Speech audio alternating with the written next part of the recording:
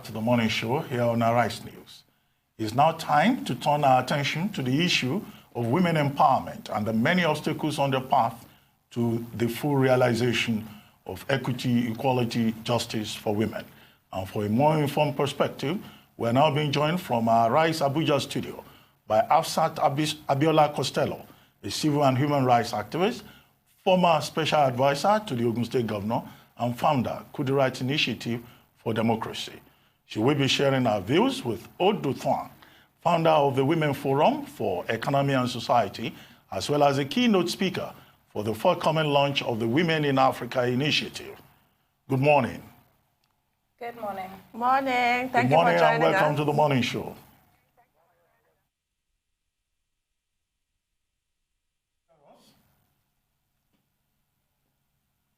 No. Hello? I couldn't hear you. Hello, Hafsat, can you hear us? Welcome to the morning show. Looks like there's some technical Unfortunately, there's definitely a technical glitch. Yes, there is some connection problem. Absolutely.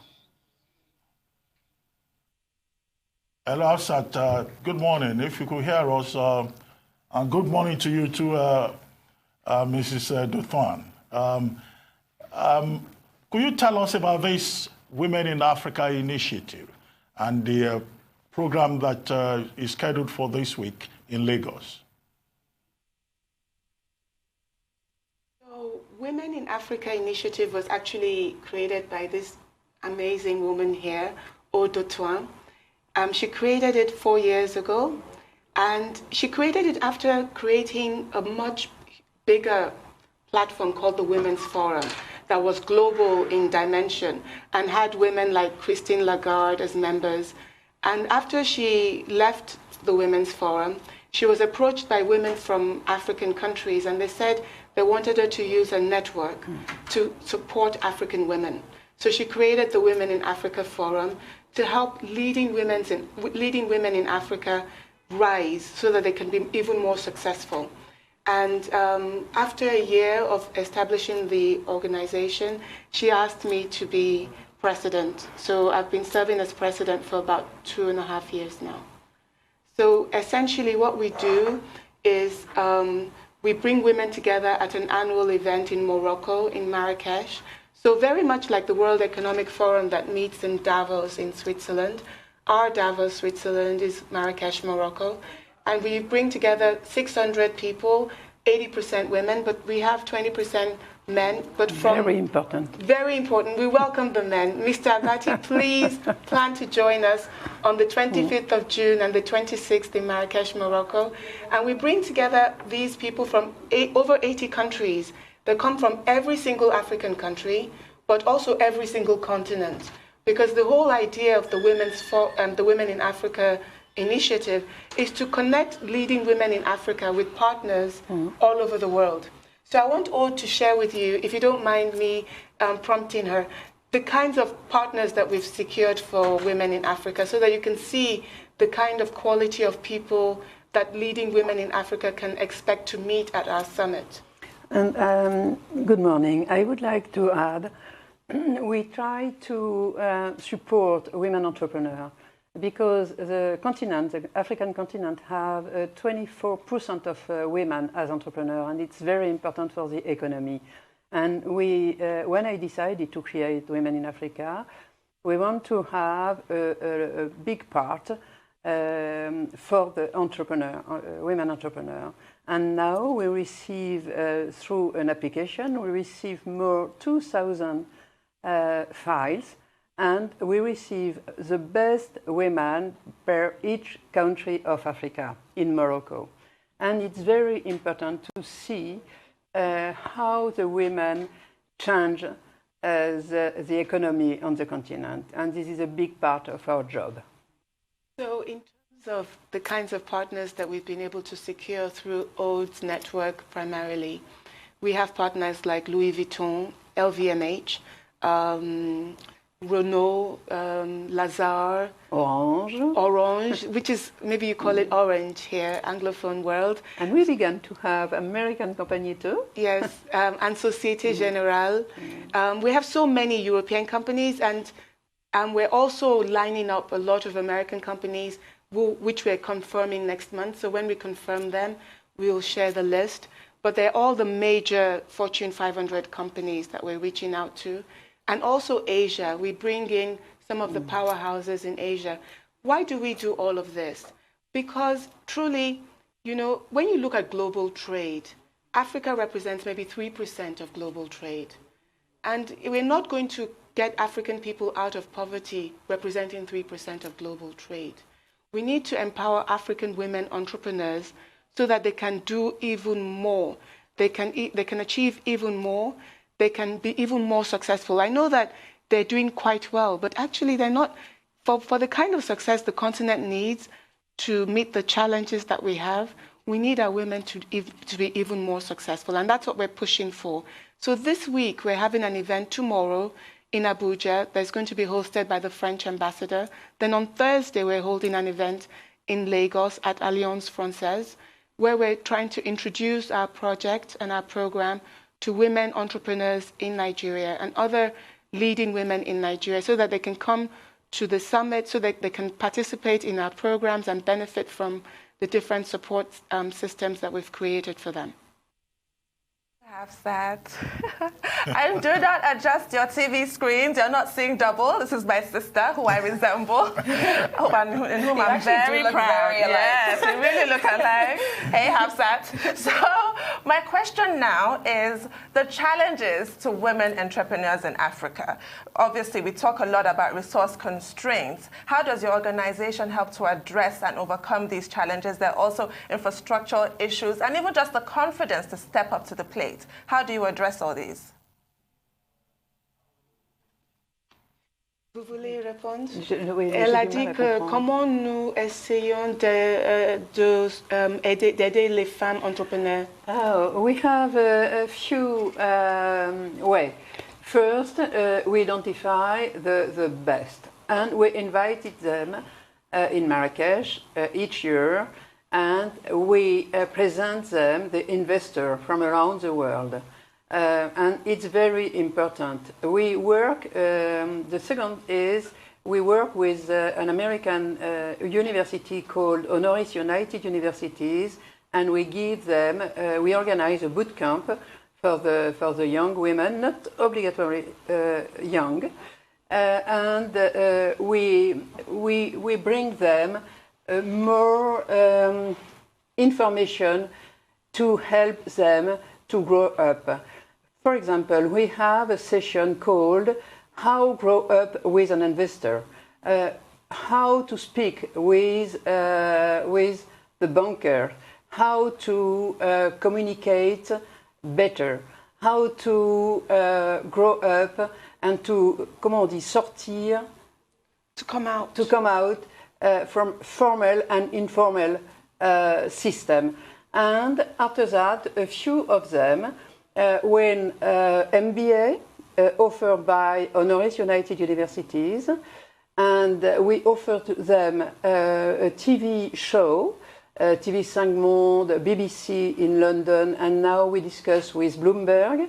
We began to have a discussion with Bloomberg, and we follow the winner for a few,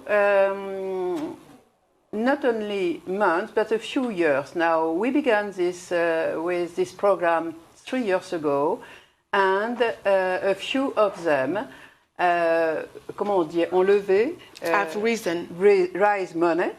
Oh, I've raised money. Yeah, yes, raise money, and we follow to see how they grow up with the company, and we help them to change, if it's necessary, the business model, the business plan, and yes, we help them, and we connect them with the rest of the world. For example, last year, in June, we received a lot of American women, and they are very impressed by the entrepreneur of Africa. And the world are impressed by the women entrepreneur. And we create the link and a big network to help them. So even Société Générale a few months ago, one of our major partners gave about €200,000 to about 6 of these young women that we're supporting, the women entrepreneurs. We're going to be doing more and more to get more financial resources for women entrepreneurs. We're beginning talks with major banks in the region, not just national. We're working more, because we work across the continent. So we're talking to the regional banks as well to see how we can unlock financial resources for women. Another thing that we're doing, I think that is very key, is helping the women entrepreneurs create an ecosystem. When you look at the stories of Steve Jobs, Bill Gates, all of those great people in Silicon Valley, if you look at their origin story, you find that they actually had an ecosystem where they used to meet, they used to debate, they used to share ideas, and it helped them all succeed. And it's been a huge boon to the US economy and the global economy. So we need to do that for women entrepreneurs in Africa. In Congo, in March, we opened a co-working space for women entrepreneurs in Congo, that they can come, they can share services of an accountant, legal services, other services, get training, get support for taking care of their families so they can focus and work. And then we just opened in November a second co-working space in Zimbabwe, but that working space will focus on women farmers. Because we want to, Zimbabwe, in the same way that Benue is called the food basket of Nigeria, Zimbabwe used to be called the food basket of Africa. And women farmers are key to helping Zimbabwe reclaim its agricultural glory. And so we want to support the women farmers there to do that. In Nigeria, the target for me is for us to open 2 co-working spaces in the year 2020 for women entrepreneurs in Nigeria, to open one in Abuja and open another in Lagos. But ultimately, we can't even begin to be serious about supporting women entrepreneurs until we open in each of the states, because Nigeria is so big, and even the entire continent of Africa is so massive. You can fit US, Western Europe, India, China in Africa, and you still have space. So we need to open co-working spaces as much as possible for these women so that they can surmount the infrastructure challenges that you mentioned, Tudun, and they can support each other and really lift not just their own finances, which we want them richer, yes, but to lift the economies of their countries. And we have a problem with our president, Hafsat, because she wants to have 30% of winners from Nigeria. Because she said every time in our team, we are the big country. I mean, Nigeria. I don't think there's any country better. Or we have one winner by country, and she wants to have 30. We have a problem with her. And I would like to add, we create a program with Deloitte. In English, Deloitte. Deloitte. Sorry for my English. Deloitte, to have a training and mentoring between the big men and women international to help the young generation, and it's one of our big programs too. It's important. Yes. And this is so important because you've spoken about a lot of practical steps and solutions that come with the empowerment of women. And this is particularly interesting if we look at Nigeria as a model, because if I recall, 2 years ago, Forbes put out an article saying that Nigerian women are the most entrepreneurial in the world. So it's all about maximizing the potential of that. And you spoke about the importance of ecosystems, which is really important when we talk about the most successful people in the world.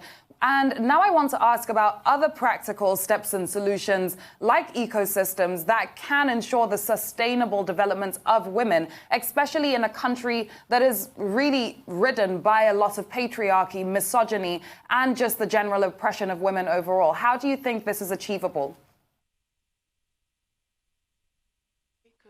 Comment pour élever les femmes dans la société comme de notre ici, où il y a beaucoup de problèmes pour les femmes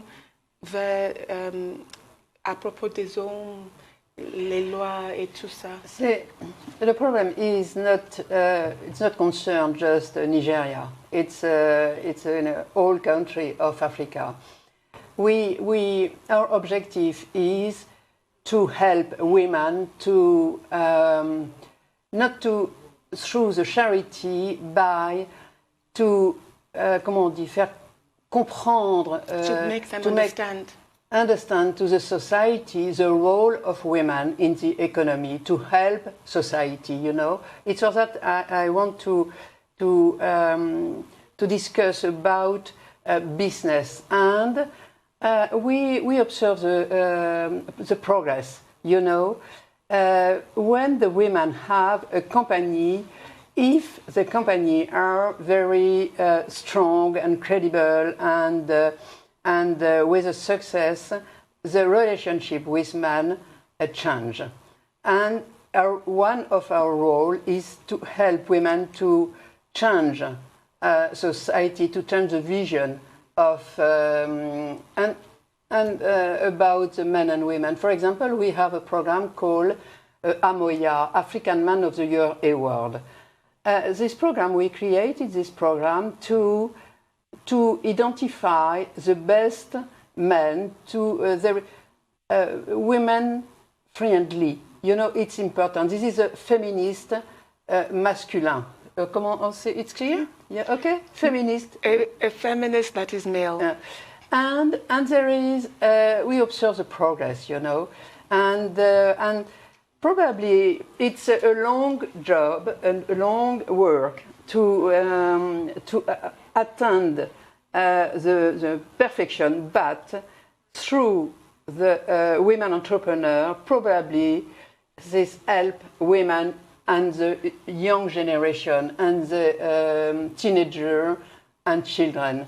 And the women are strong, very, very strong. The African women are very strong. And our role is to present them to the rest of the world. And if we are able to connect a group, you know, a big network, probably the relationship is in progress, probably. So a second tie to the African Man of the Year Award, by the way. Okay, so all the previous winners of this have been men from Tunisia, from Morocco. This year, it's somebody from Nigeria who I don't want to mention yet because we're going to make an announcement. And but it's one of our own, you know. So we're going to be able to celebrate one of our men who is supporting women in the best ways. And you know, we have a project to help other men also learn how to support women. It's called Men with Women in Africa. Because you see, women, they always say behind every successful man is a woman. We need the men also to encourage the women in their lives so that the women can be even more successful. It's very difficult for many African women to rise, including Nigerian women, to rise to the positions that they should have, because sometimes they're managing the egos of their husbands, you know, and even the resentment about what it is costing the woman in terms of time to put into our business or to put into our work. And we need the men to also have the same vision as the woman, to see that the woman is doing something that is going to be good, not just for her, but for the whole family. And to support her in doing that, you know, and to support her by doing some of the housework, to support her by carrying some of the family burden. You know, there's only 24 hours in a day.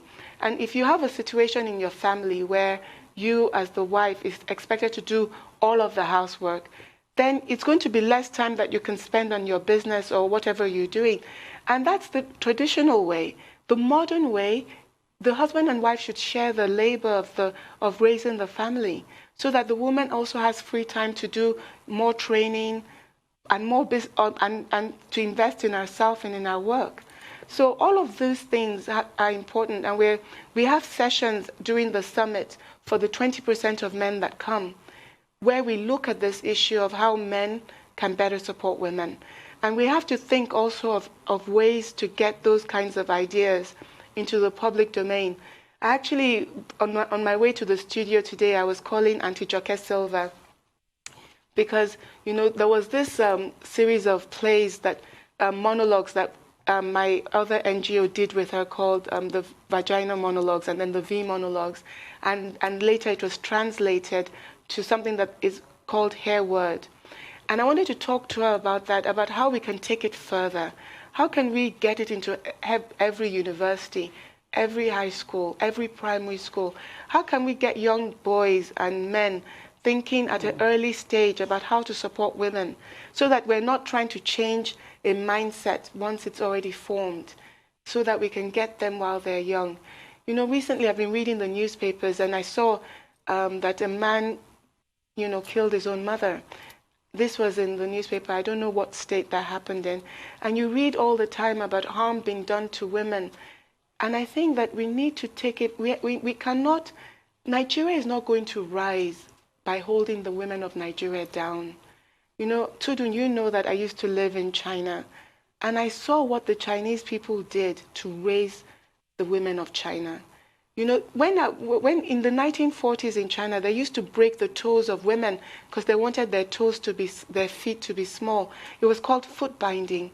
The Chinese, when they came into power, the government of modern China in 1949, they banned that. They made it illegal. They banned polygamy. They did so much, and they also ensured universal education for boys and girls.